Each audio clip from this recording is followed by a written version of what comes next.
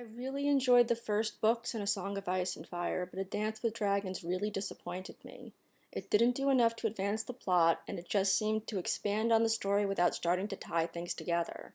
It made me lose faith in George R. R. Martin's ability to finish the series, which is part of why I started watching the show. Yes, the show has gradually gone downhill as they've departed from George R. R. Martin's source material, but I wasn't at all expecting them to completely shatter the entire story like The Long Night did. Outline for the series.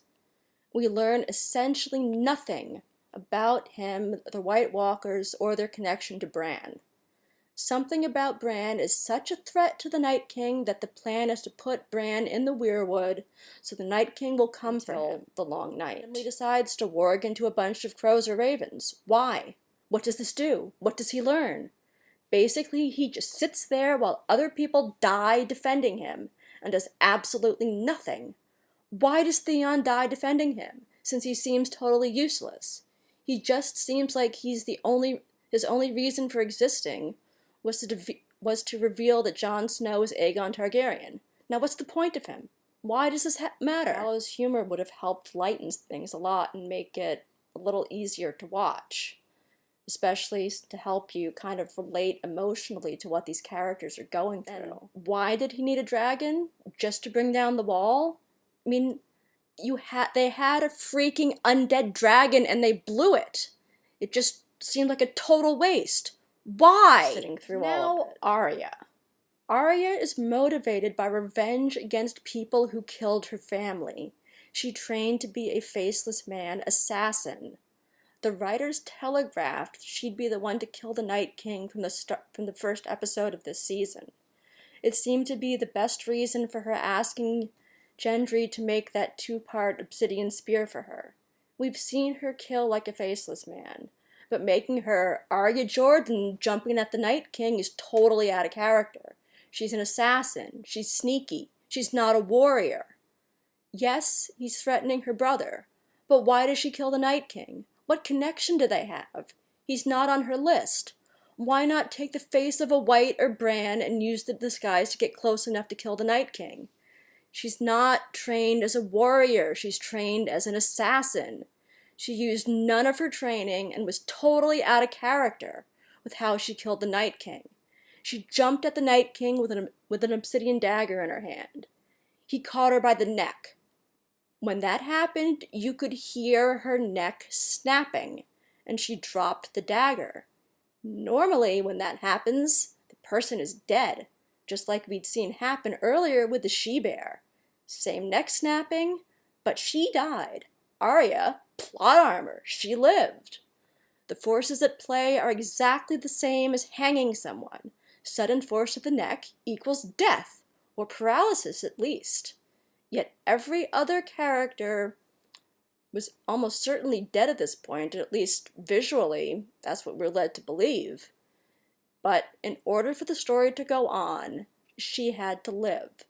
So she caught the dagger in her other hand because plot said so. It makes the Night King into a joke. The big bad that had everyone terrified for years was taken out by plot convenience, by someone who had absolutely no relationship to this part of the story. Why not Bran? Why not Jon? People who have had connections to the others. Absolutely horrible writing. And, how did Sam, Jaime, and Brienne survive? They were swarmed by whites multiple times, yet somehow they survived? And last week it seemed like Brienne had reached her life's goal, had reached the end of her story. She kept her promise to Catelyn Stark to protect her daughters, at least as much as could be done, in the story. She was knighted. A fitting death that would have respected the character and her journey would have been to die protecting Winterfell, die protecting Catelyn Stark's daughters. Having her survive cheapens her story. Sam seems to have completed his purpose, researching how to kill the White Walkers and Jon's parentage. Somehow he survives. How many times was he buried under whites? Jaime realized his sister was evil and corrupt. He went to he went to die protecting the Mad King's daughter, as she's the rightful ruler of Westeros, and in doing so, he would have atoned for his crimes as Kingslayer.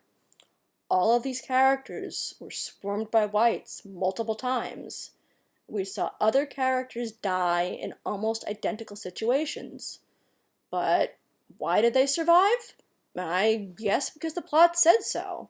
It's not because of good writing, that's for sure.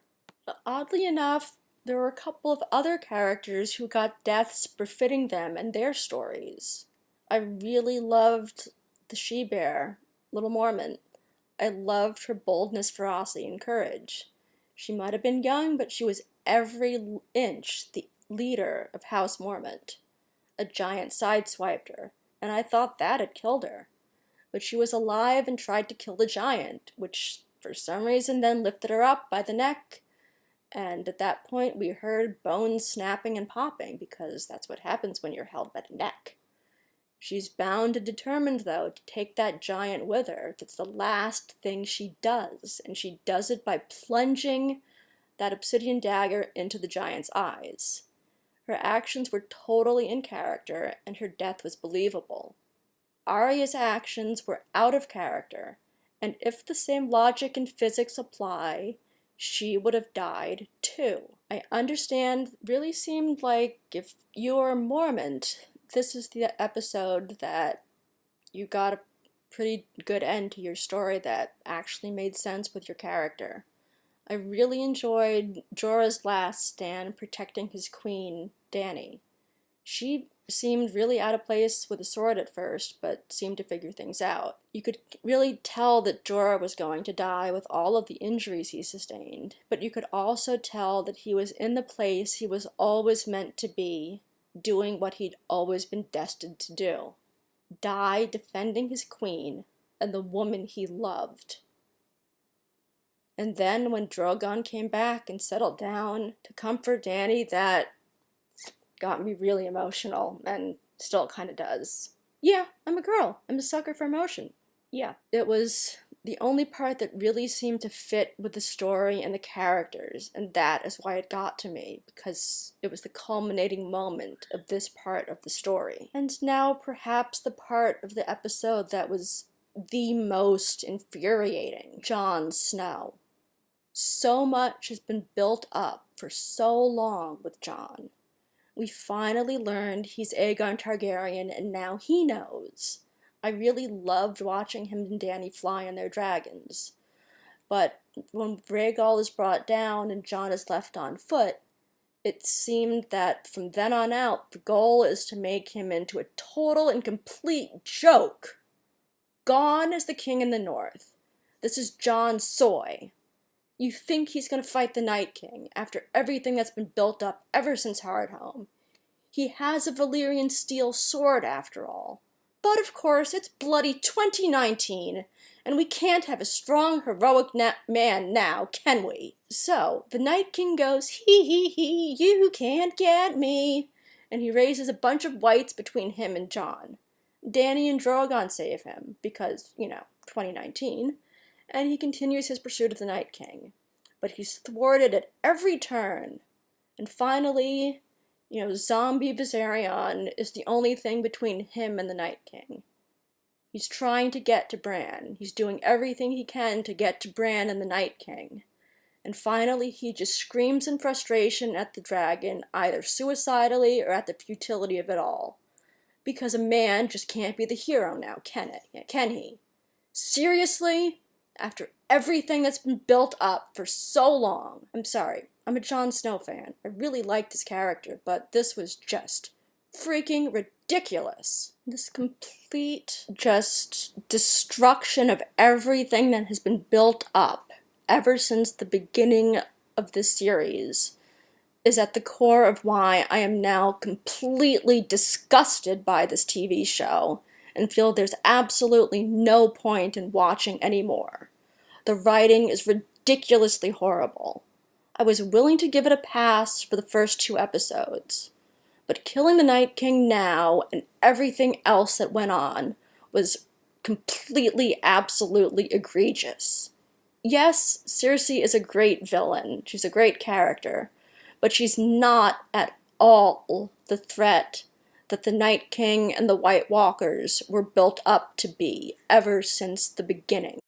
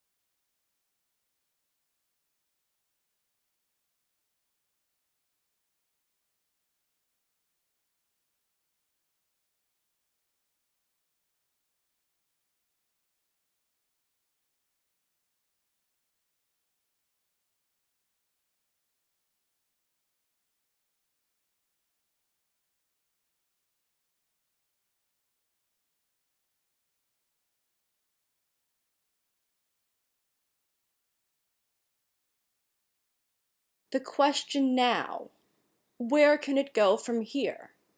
With Arya's character assassination, Jon's character's destruction, and the end of the existential threat presented by the Night King?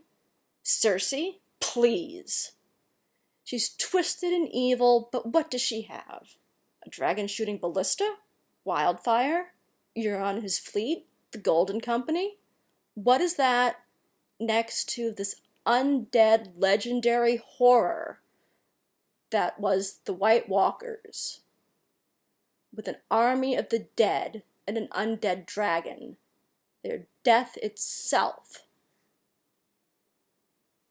Yes, the Golden Company has never broken a contract, but they regard themselves as a free brotherhood of exiles, and they were founded by the Blackfires, a bastard offshoot of House Targaryen, and who has always acted as a force of change to redress past grievances and uplift the fallen? Daenerys. What's to stop the Golden Company from switching loyalty, especially when they find out Cersei can't pay, and there are two legitimate heirs to House Targaryen who have dragons? Yeah, there's absolutely nothing at all left to see here. The series is basically gone. Now, our imaginations are the best conclusion to this absolute destruction.